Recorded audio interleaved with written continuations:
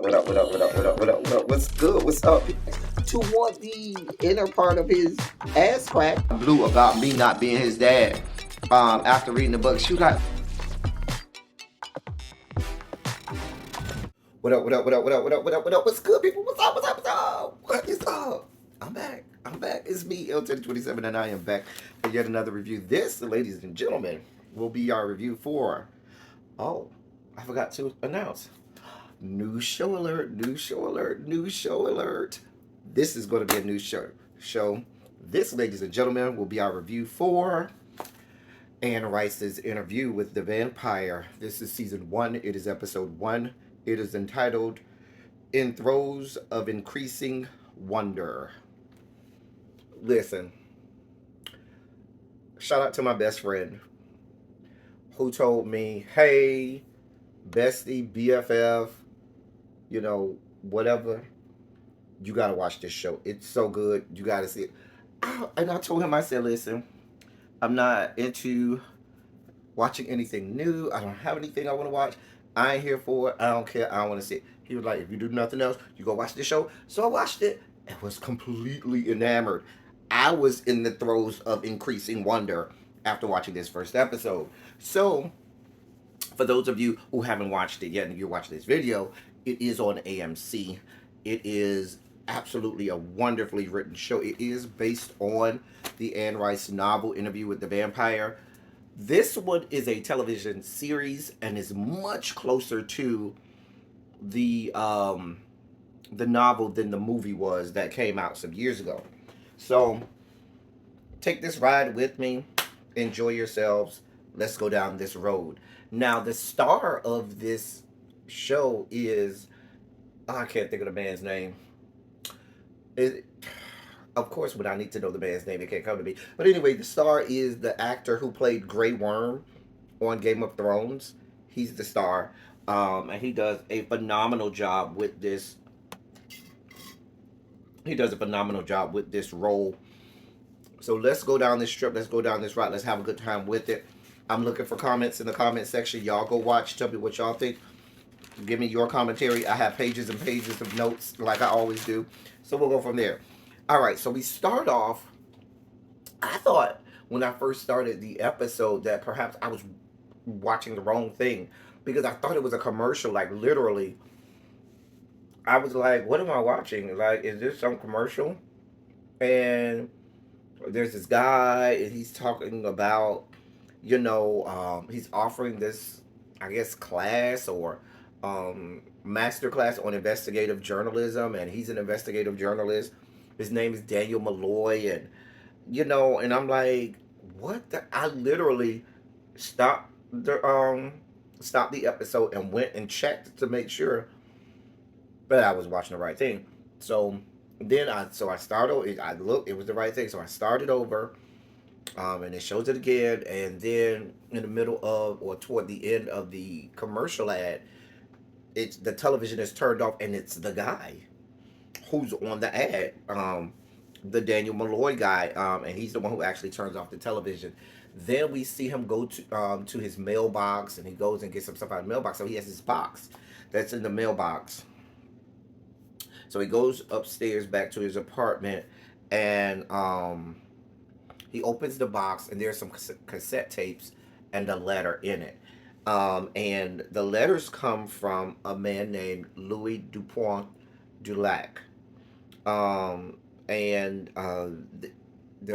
Daniel Malloy finds this old boombox where he can play cassette tapes and puts the cassette tape in, and they are actual tapes of Daniel Malloy himself interviewing the guy Louis Dupont Dulac, and which was really weird. He immediately turns the tape off, and he reads the letter, and the letter is Louis asking Daniel if he'll interview him again and do it and finish it this time, because what it appears that happened the first time is they started the interview, and at some point, which was like, I think he said it was almost 50 years before this time.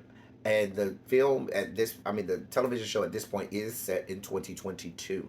They're talking about the pandemic is going on and everything, so it is set in today's modern day. So, but the interview apparently originally happened like 50 years before. So, Daniel Malloy listens to these tapes.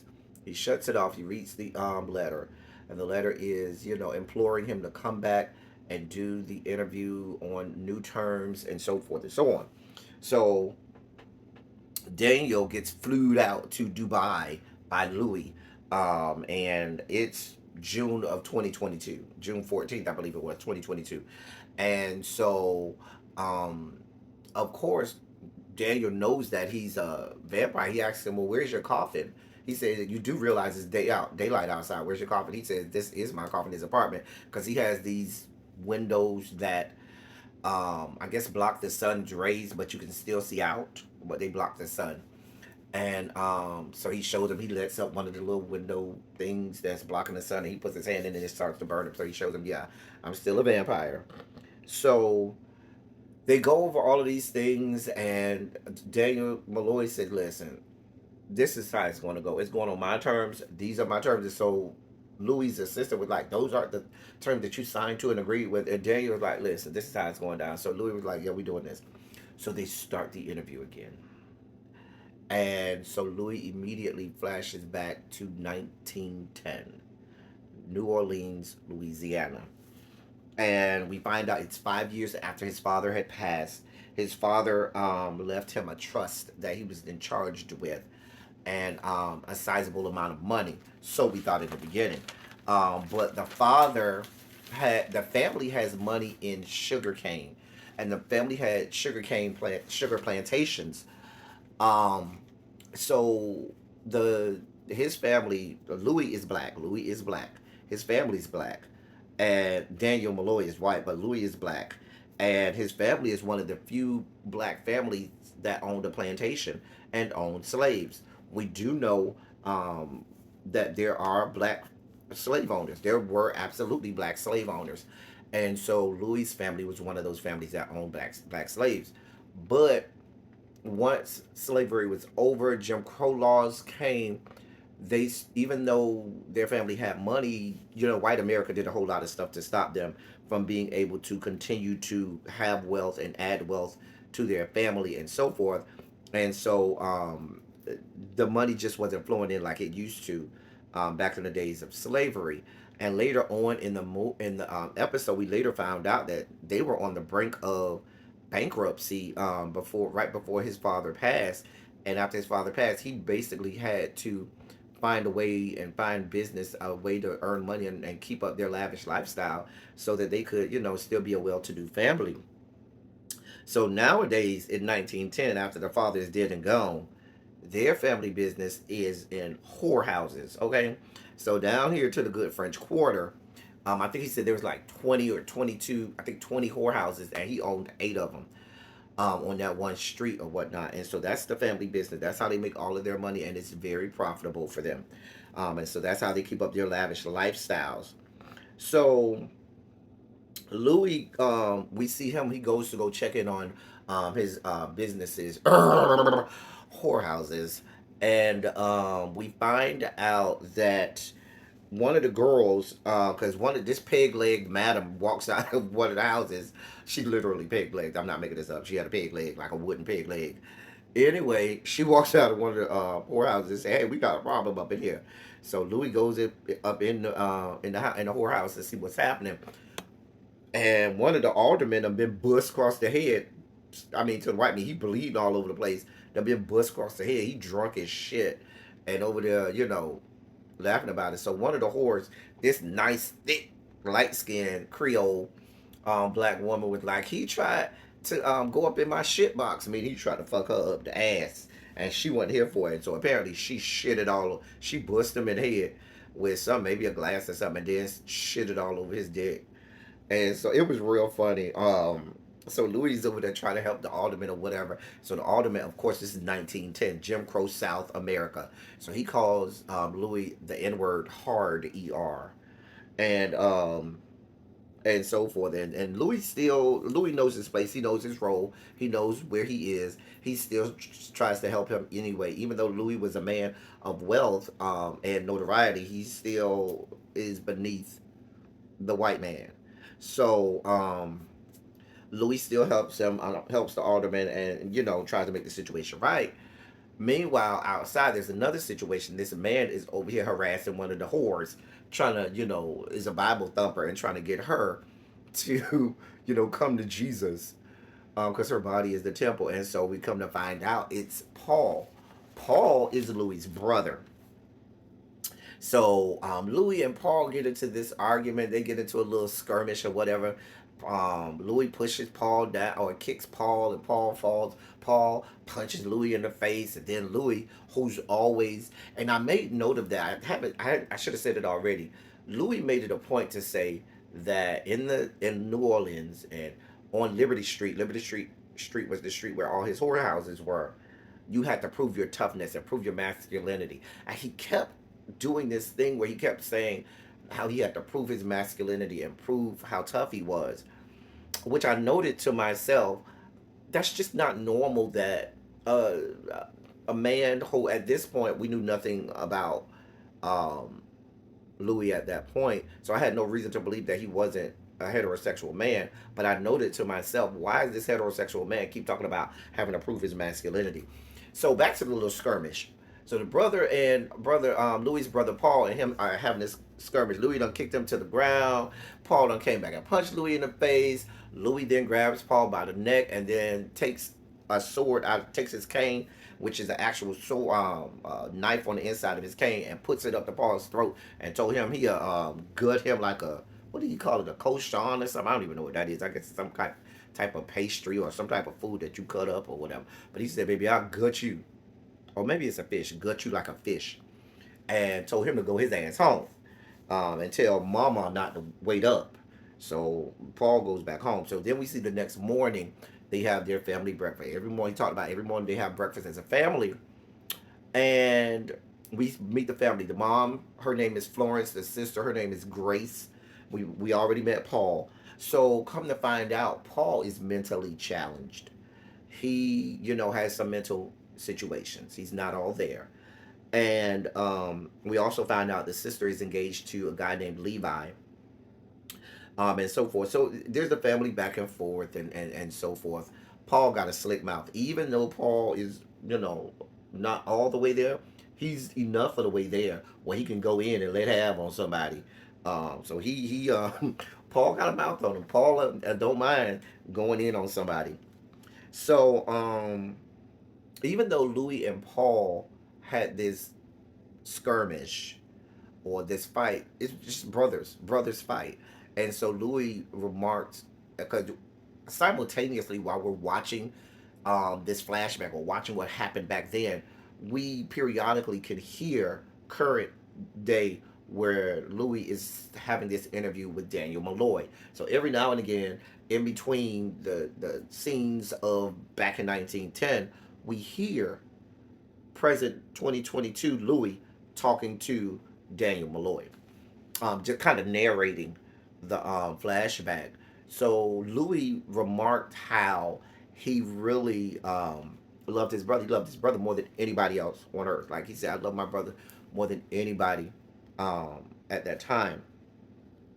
So he talked about he loved the morning walks to, I think it was St. Augustine, which was the Catholic Church.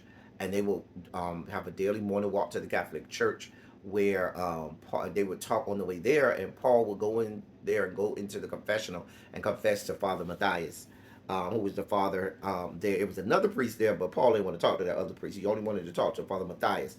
We also find out that Paul's family gives a lot of money to that church. So they give a lot of money to that Catholic Church. So um, we also, in this narration that Louis is having, he doesn't come right out and say it, but we Louis talks about living in the South, being a black man, but fighting these demons, which was alluding in my estimation to the homosexuality, alluding to having to always do the right thing, prove yourself, prove that you're tough, you're in the South, and fighting these demons and convincing myself, of that I wasn't who I was, meaning that I wasn't gay. And so we see him, he would do that by going to this white whorehouse. He wouldn't go to one of his whorehouses. He would go to one of the ones that normally black people just weren't allowed to go to. It was an all white whorehouse. And he was only allowed to go there because he was wealthy and he owned a lot of whorehouses. So it allowed him certain privileges that other black people didn't have. So he goes to this whorehouse and there's this lady who he likes named Lily. Now later on, and y'all know I usually don't jump like this. I usually try to keep it sequential, but it's important to the story right now. We later on find out Lily will always, him and Lily would never have sex. He might go over there with Lily. He might, squeeze one out. He might pleasure himself. He might even lick a titty or two, but he never would have sex with Lily. That was his way of proving to everybody that he was straight. Lily kept the secret. She was a whore. Whores were good at keeping the secrets back then. Not so much now. But back then, they could keep a secret. And so she didn't tell nobody that he wasn't fucking her. And, that was his guise. That was his beard back in the day, to hide from himself, not just for the viewing public, but just to keep his own sexual orientation within and keep it bridled, you know. So Louis goes. We see Louis goes upstairs to meet with Lily, and when he goes upstairs to go meet with the Lily girl who he always pays for, there's this guy. There's this white man there, and the white man's name is Lestat. He introduces himself to Louis, and Lestat has Lily and is paying for Lily. So Lestat gives him his card and says, "Hey, yeah, I'm Lestat, Leon Court, and he's not from America, but he's in town." And he tells Louis, "You're the reason why I bought a townhouse on the end of the street, and I'm here for you." And Lily knows Louis' teeth. She know his deal, honey. So she was like, "Yeah." So Lily keeps making these references to, yeah, he's enamored with you, and he, you know, you're his what she say, his destiny. I think she said you're his destiny and so forth. But um Louis is incensed. Louis is angry. He is upset. He is, you know, upset because Lily is his girl, and he was jealous. And so I think part of it too, Louis hated not only the fact that he had paid that Lestat had paid for Lily. Louis was upset at the fact that um he believed that Lestat had clocked his teeth, and he didn't like that. And the fact that Lily, he knew, I think he knew Lily knew his teeth, but the fact that Lily was openly kind of talking about this with this white man, he was upset. And he wanted to fight Lestat, but Lestat had him in this trance. And if you know anything about vampires, vampires are able to do this. I forgot what it's called, but they're able to do this thing where they can put you in a trance, and it stops you from moving. Like you can't move. They can talk to you through telekinesis, where they're talking to you just in your head, and their lips are not moving, but you hear them clearly. So through telekinesis. So all of that was going on. So after a while, and he talked in the interview when he was talking to Daniel Malloy in real time, like I couldn't move, I couldn't do anything. I wanted to be angry, I wanted to fight him, but I was stuck. And so Lestat had him entranced at that point. And so Lestat goes on and on and on. So Lestat, so Louis was, when Lestat let him out the trance, Louis was done with it. Louis was kind of embarrassed, I think, and wanted to prove his masculinity because he could not accept the fact that he, you know, his T was clocked. So he put some money on the table to pay for Lily. Lestat put money on top of his money. Louis put another wad of money down. Lestat, because the madam had came over at this point. Lestat put a whole nother stack of money on top of it and took his ring off and put it on top of the stack. And the madam said, "Lily, the room is yours. Monsieur, the room is yours." And Lily, y'all can go up there and fuck each other down. And so Louis was kind of impressed. He was turned on and mad at the same time. So Louis, and I wrote down that he said emasculation and admiration in equal measure. Emasculation and admiration in equal measure, meaning Lestat had emasculated him as well as made him admire him. Beautifully written. Um, because at that point, Louis was kind of infatuated with Lestat. So, and then we go to another scene where we see this city worker who is turning off the gas lights, the city lights, the gas lights, and one of the lights comes back on that he just turned off, and he was like, "What's going on?" And Lestat goes, and Lestat, feeds on him, kill him. So the next thing we see, there's this poker night, and there are all of these white men. They're influential men in the city. They're there at this poker game. Lestat is there. Knock on the door is Louis. Louis is led. He's the only black man there. Because we talked about how Louis, because of his family and their status, he is afforded certain luxuries that other black people aren't afforded. He can get in certain rooms that black people can't get in. But even when he gets in there, he's still reminded at every turn, "You're a black man. You're here. You're here. We're here. Please remember that." And so the alderman is there. I told y'all the stat was there. So then one of the other guys starts talking to Louis about the fact that the alderman wants to open one of the whorehouses. And he knows that Louis has a couple of them, but he wanted to open a whorehouse on the good whorehouse street, not on Liberty Street. I think it was Baylor Street or Boiler Street, but it was another street where the white whorehouses was, where the good high class whorehouses was. And he wanted to build one there. And so Louis starts to go into all of the things that you could do to make it good and make it nice, and how to build up the whorehouse. So he was like, "What about 10%?" Which was up. Of course, he was like, "You can be his managing partner in this whorehouse." And so they offer him 10%, and then the alderman was like, "Well, how about 15?" As if he doing him a favor, which was nothing, which was well beneath what you would offer a partner. Well, he was a black man, and so that's all he was gonna give him. So while this is going on, Lestat is talking to Louis through telekinesis, telling him, "You're better than this. You shouldn't settle for that." And then in the middle of him talking in telekinesis, the whole room stops, like literally, like the pouring of the wine stopped midstream, the chips being thrown across the table stopped in mid throw, like the whole world stops, except for Louis and Lestat. And Louis and Lestat talks to Louis about um, uh, um, he tells him that he needs to basically know his worth and the value of who he is, and don't settle for what these white people are just offering him. The problem with that is that's easy for you to say because you're a white man. Louis is a black man, and it ain't that goddamn easy. So during the game they were playing poker, Louis has two pairs, and so Lestat, while everything's still frozen, says, "You really think you're gonna win with that hand?" So he gives him another card that gives him a full house, and so everything starts moving again. Louis ends up winning the game. Lestat's working on him. Lestat's working. He wearing him down. So after that game, Louis and Lestat start hanging out. They start, going everywhere together, talking. So Louis, before then, only really confided in his brother. I think that was because he knew. I mean, of course, he knew his brother, wasn't all there. So he knew if he told his brother, he felt safe, and he never told anybody else until now. And so now he starts to really open up to Lestat. So they start to go to all of these places that Louis don't go to, like the opera and different things like that. And Louis, in present day, during the interview, says to him, "Hey, I was being hunted." I wrote that I was being hunted and was completely unaware it was happening. And he absolutely was being hunted. Yeah, Lestat tried to make it like, "Oh, you're beautiful. Oh, I love you. Oh, this, that, and the third."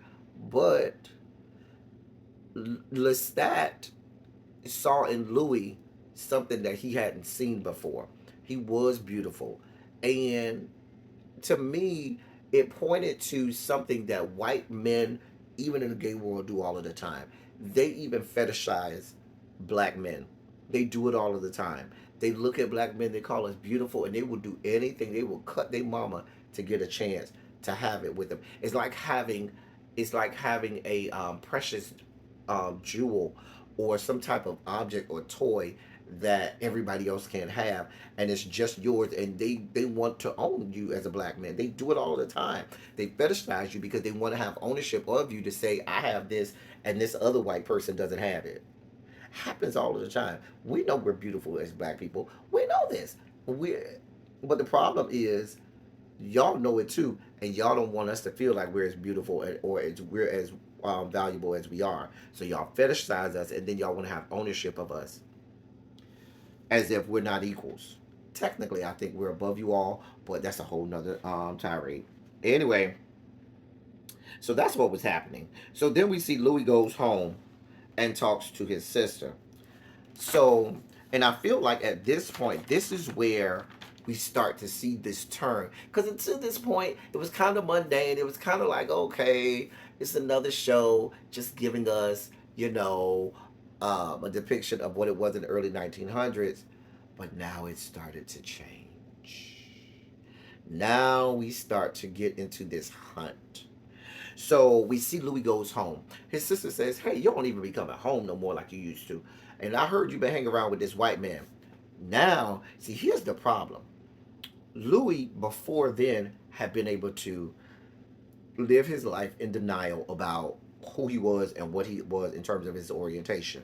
He wasn't hanging around with nobody. All he worried about was his going, seeing about his business, running, collecting monies. He had Miss Lily over there to the White Whorehouse. That could be his beard. Nobody knew the lights. But now you walking around town every night. People starting to see you all over town with this white man from out of town, from Europe, that's lighting a foot. Yeah, he might be from another country, but after a while, the people started to talk, or the people started to say, because even the sister started to kind of clock it. His sister was like, "Well, I heard you be around this white man all the time. What is up?" She was like, "Well, bring him to the house so we can meet him." And so he tries to throw the sister off by saying, "Oh, you trying to give up your black boyfriend for a white European man?"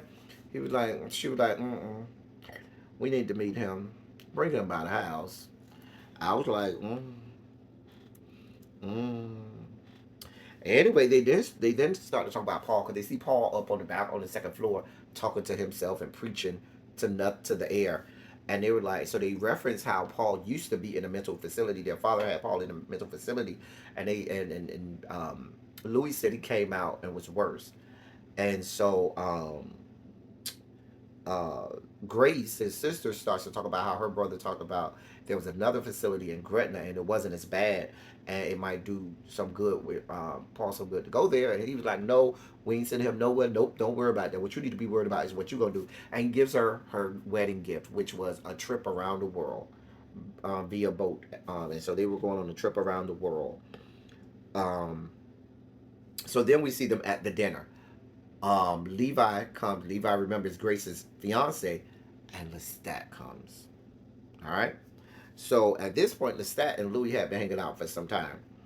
So Levi, I'm sorry. So Paul, listen, I told y'all earlier, Paul might be a few marbles short, but Paul can read like the rest of them. Baby, Paul was calling everybody to the carpet. He started with Levi because Levi went and started thanking the mom, Florence, for these tickets around the world.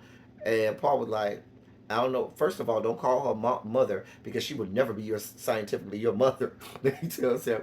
And besides, Louis bought those tickets, not mom, because because Louis handles all of the monies and not mine. So you need to be thanking Louis. I'm like, oh. Then he turned his sights to Lestat and says, "What is the nature of your relationship with my brother?" Clocked him right on up, wrapped him right on up. "But what you doing with my brother? What y'all got going on? Because I needs to know." I was like, "Oh, but I thought he was the son one." Girl, clocked him right on out. So, of course, Louis got upset with this. So Louis like, stop that. So then after that, Louis asked Paul what he know, because Paul referenced, he didn't mean no disrespect by it, but it's the birds who told him to ask him that, the birds in his head and whatnot. So then Paul asked Lestat how he knows, does he know Christ? And Lestat goes on this long soliloquy all about how he wanted to be a priest, that he went to go study at the monastery, and how his dad didn't appreciate that education. His dad started beating on him and stuff like that, and so forth. And Louis looks and notices that Lestat has Paul in one of these trances, and Louis gets angry. And Louis, hits the table real hard. It tells Lestat, "Not here, not my family. Don't do that." So he was upset. Louis was upset because he didn't want him fucking with the family like that. I ain't mad at him. I wouldn't want my family fucked with like that either. So they leave. Louis still all that anger, but he's still left with Lestat. So they still left. I feel like at this point now, we know through this episode, come to find out that Lestat has also, not only does he have the ability to kind of stop time, but he can move really, really quickly. And I guess that happens with the stopping of time. So I feel like at some point during that dinner or whatnot, Lestat must have done that after he realized that he had upset Louis. He must have, stopped time and went and set up everything for later that night. I really feel like that happened. So Louis walks Lestat home. Lestat gets home, and Lestat says, "Would you?" Louis done started drinking because he was like, "Listen, I need some." So Lestat says, "Why don't you come in for a nightcap?" Louis is like, "Mm, I done had enough." He said, "But I got you a gift. I got you a flower, a lily, and upstairs on his second floor balcony, you see your girl Lily waiting." So Louis goes in the house. Lily and Lestat is telling Louis, hey, basically telling him, "I like you. You're beautiful." And so Lily, Louis and Lily starts going at it. Lestat comes over there. Louis takes and licks his finger or something like that. And then after that, Lily was watching, and Louis was like, trying to brush Lestat's finger off as if he doesn't like it. And Lily was like, "Don't worry about it. It's okay. It's okay." And so Louis starts eating out Lestat's box, and not Lestat's box, Lily's box. A lot of L's here. Louis, Lily, Lestat, God. He eats out Lily's box. So while he's eating out Lily's box, Lestat says, "Sweet dreams, fair Lily." I mean, I guess he was putting her to sleep.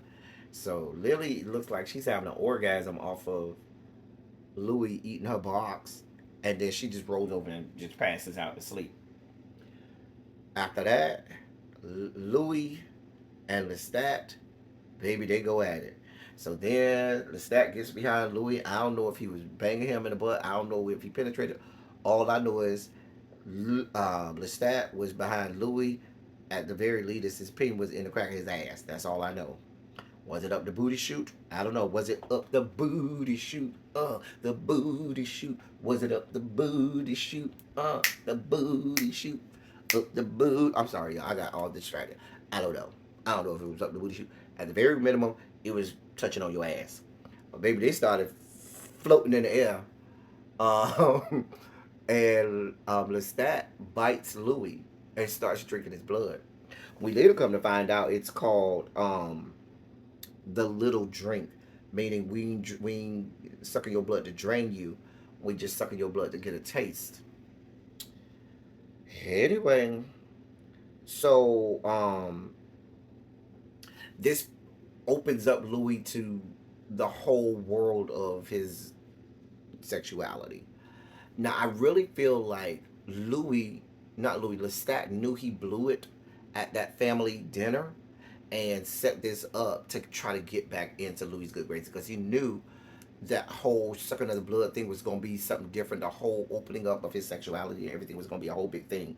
So it he this was all a setup. And at this point on, I don't know if I can ever, from this point, even before, I can't say from this point, but even before this, I don't know if I could ever trust that Louis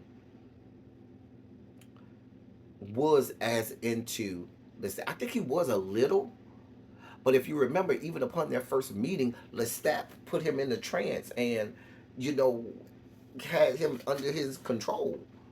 So I don't think it was fair. I absolutely think Louis was always gay, but I don't know if he would have necessarily succumbed to Lestat's advances, or even if he was really into Lestat as much as maybe he would have been had Lestat not been using his powers on him. So y'all tell me what y'all think about that, because I was that's a part that I really want to know more about. So we get to Grace's wedding.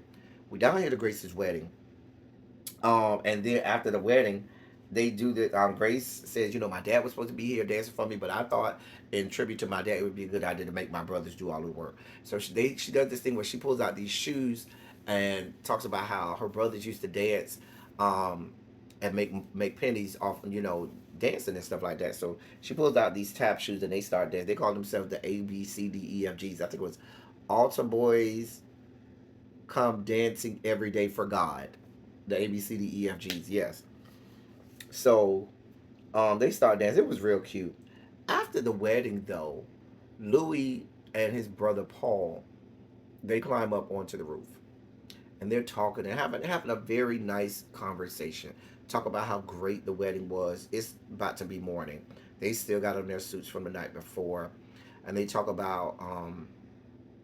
He asks Louis if he's still hanging. Oh, because what I forgot to mention was after that night with the threesome, Louis promised himself, I'm never going back there. I'm never going to allow myself to go down that road with my sexuality anymore, or to even do anything like that with Lestat, because I don't want to do that. So he stopped hanging out with Lestat, period, and threw himself back into work.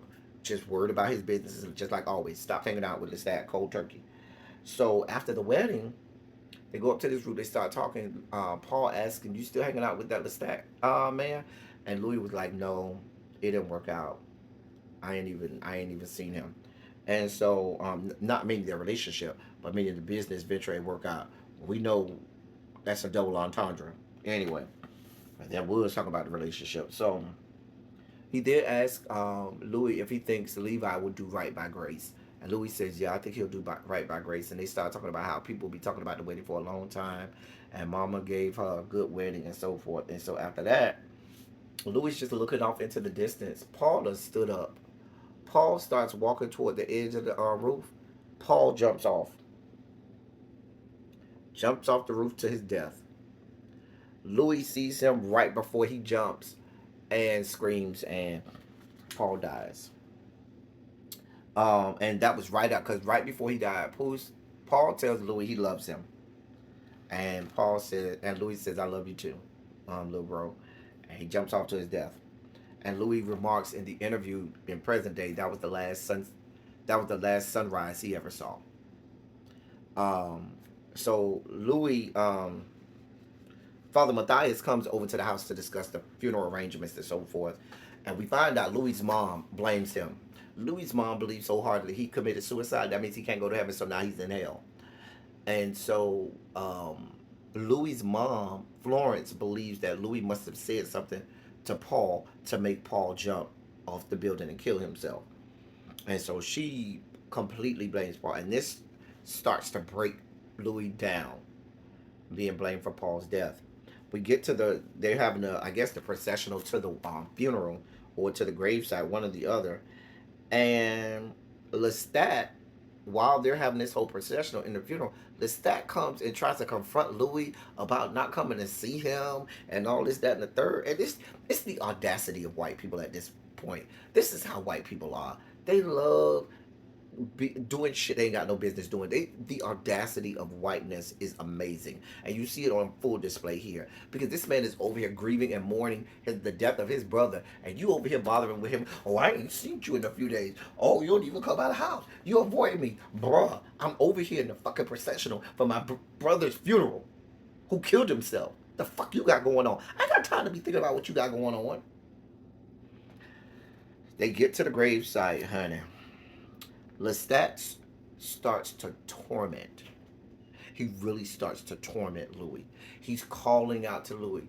Louis, come see me. Louis, come here. Just over and over. Louis, come to me. He's tormenting him. Literally, won't even get him out of his head. It was like torture and torment. Um, After the priest did what he had to do at did the committal or whatever at the gravesite, Louis asked his mom if he could walk her home, and she was like, "No." Mom still blamed him for the suicide, and she asked her son-in-law Levi, Grace's husband, to walk her home. So Grace goes over there to Louis is like, "Listen, don't worry about it. She's grieving.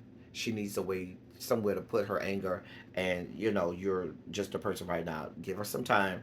She'll come around, but don't let that fester in your heart." Um, she tells Louis that it's basically misplaced anger. So, but I'm just like, meanwhile, the entire time, Lestat is tormenting and torturing him, just constantly. Louis, come to me. Louis, come to me. Just through the telekinesis. So that's why I say I don't truly know if Louis really wanted to go to Lestat or whether or not this was Lestat using his powers to compel Louis to come. Either way, so the sister says, "Are you coming to the wake?" And he didn't say nothing. He never went to the wake. He said he wanted to get that Lestat out his head. He wanted to grieve on his own. He goes to the whorehouse to go find Lily. The madam says Lily dead. She been dead 2 weeks. And so now he been drinking. He drunk. He got this tormenting voice in his head, and he's besides himself. He goes to the church, and he's grieving. He's grieving. He's grieving his brother. He's being tormented. He has all of these mixed emotions going on in his head. So he gets in there. He goes to the church to confess to Father Matthias. He gets in the confessional and he pours out his soul. He confessed everything to Father Matthias, everything about his family, everything about shaming his father, everything about having these whorehouses and bringing his family into it, everything about taking women and causing them not and causing women that didn't have nowhere to go to become whores and making them think that he was giving them a home when he really was. I mean, just laid it all out. Talked about sleeping with a man and everything. I mean, he confessed to everything. He did confess all his sins. I will say that. I wrote down, this is what he said. I laid down with the devil, and he has his roots in me. That was that constant torment that he kept hearing because it was still going on right then. He then said, I am weak. And then later on, he says, I want to die. And he says all of this during this confessional. Next thing we know, we hear thunder, lightning crashing, the confessional starts moving. Baby Lestat done got in there, snatches Father Matthias out of there, and starts feeding on Father Matthias. Louis comes out and sees this and starts to try to stab him in the back with that, knife he got in his cane. To no avail. Baby, you can't kill him like that. That knife ain't did nothing. So, come to find out, he figures out Louis Kid is the one who's been killed. Because they have been thinking that it was some kind of fever or disease that was killing people and draining all the blood out of them. He says, no, it's you. So he figures out that Louis killed Lily. So he kills Father Matthias right there. The other priest comes and tries to run. Baby Louis kills him by punching a hole in his head, punching right through his head. Bam! I was like, shit.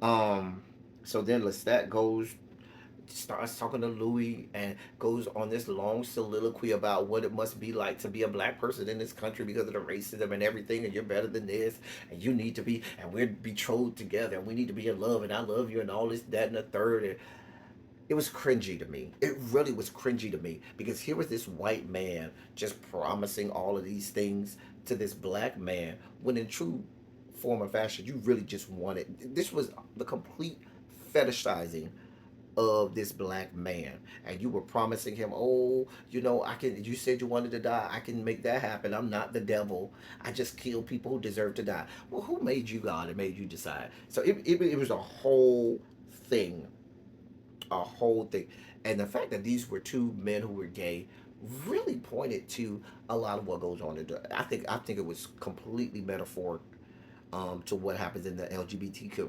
community um to this day. Completely feel that way. So Lestat, of course, offers him the dark gift and says, you have to agree, you have to nod, yes, you have to tell me that you want it. And he says, Louis says this, when I wrote it down, he says, for the first time in my life, I was seen.